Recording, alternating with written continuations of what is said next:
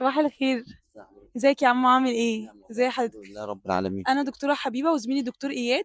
أهلا وسهلا. احنا بنعمل لقاءات مع موظفين الكليه عشان احنا مؤمنين ان انتوا من الحجر الاساس للكليه والمستشفى. ده بفضل ربنا علينا الحمد لله فعايزين والله. نعرف قصتكم، تسمح لنا نسجل مع حضرتك؟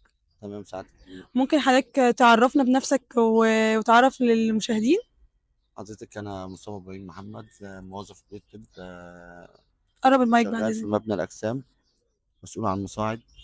عمرك كام؟ عندي 65. حضرتك 56. ما شاء الله، حضرتك بقالك بتشتغل في الكليه قد ايه؟ بتاع حاجة وعشرين سنة. حاجه 20 سنه. إيه، من ساعه ما جيت هو ده كان شغل إن حضرتك؟ شاء الله. ماشي. ماشي يا عم مصطفى، ممكن تقول لنا ازاي حضرتك بدأت شغلك هنا في الكلية؟ بفضل الله أنا جيت هنا وتعينت في المسؤول عن المصاعد، وبفضل ربنا عليا، وبقالي فترة هنا، بقالي بتاع حاجة وعشرين سنة. معاملتي كويسة مع الناس، مع الأساتذة ومع الطلبة ومع ايه كله. اكتر حاجة بتحبها في شغل حضرتك؟ لا الحمد لله، الواحد بيحب شغله. خلاصي بالشغل ربنا بيديك يعني الحمد لله، فمحبة الناس وكده يعني. طب فاكر موقف معلم مع حضرتك من الطلبة؟ اه طبعا.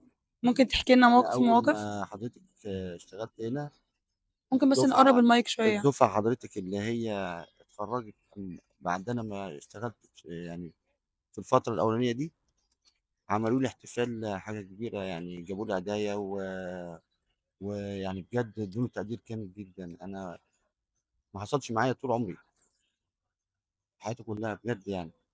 تقديرهم ليا، جم وصوروا معايا، وبجد كان اكبر حاجه خدتها منهم ان هم يعني ايه، يعني كانوا حاطيني في مرتبه كبيره يعني.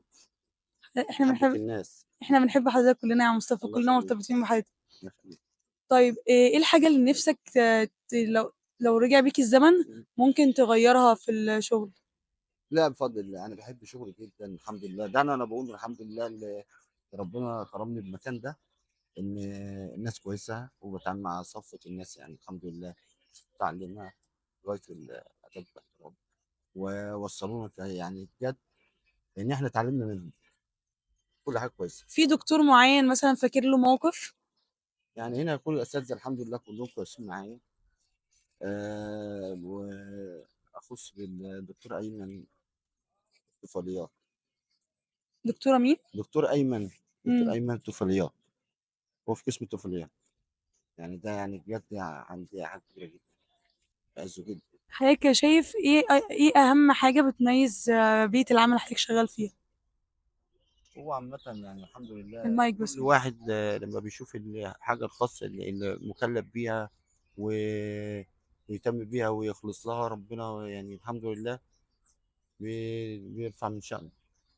طيب يا عم مصطفى، احنا ممكن نكمل الطلبة اللي بتبقى طالعة في الأسانسير عشان تحضر السكشن وكده، ممكن ما يبقوش عارفين اسم حضرتك، بس هو بينك وبينهم صلة نفسية كده، الابتسامة بفضل اللي هي الله بتبقى الحمد صباح لله الخير. والله، والحمد لله الواحد. تحب بقى الناس دي توجه لهم ايه رسالة ربنا دلوقتي؟ يوفقهم وربنا ييسر لهم امورهم ونشوفهم في احسن حاجه. احنا بنكملهم، بس احنا هنا خدمات ليهم في الكليه، ولازم الحمد لله كفايه كلمه الشكر بتاعتهم. ماشي يا عم مصطفى، مش حابب تقول لنا أي حاجة تانية؟ احنا كل سنه وانتم طيبين. وحضرتك طيب يا عم ربنا مصطفى. يحفظكم يا رب ايه الحاجة ويسعد اللي عليكم. ايه إيه الحاجة اللي بتتمناها دلوقتي؟ الحمد لله ده ربنا مديني كل حاجه كويسه والله. في حلم معين نفسك الحمد لله طالعين عمره باذن الله. بجد يا عم من مصطفى؟ هنا برضو فضل ربنا علينا، واحلى هديه من عند ربنا. طب ادعي لنا بقى كلنا يا عم، ادعي للناس اللي بتتفرج علينا. و يا جماعة بجد احنا كنا منبهرين جدا يعني حب الناس على فيديو عم علي والرياكشن بتاعهم. ما كناش يعني بصراحة ما كناش يعني حاسين ان احنا هنوصل للرياكشن ده، بس حبكم ان شاء الله احنا هنوصل لهم الكومنتس والحاجات اللي هي نازلة، وهنشاركهم معاكم فيديو. وانتظروا هنعرفكم دلوقتي، احنا بنبدأ بالناس اللي انتوا عارفينهم وشايفينهم، بس اللي دمرداش لسه جواها قصص وحكايات لناس أبطال بس مش معروفين، فانتظروا.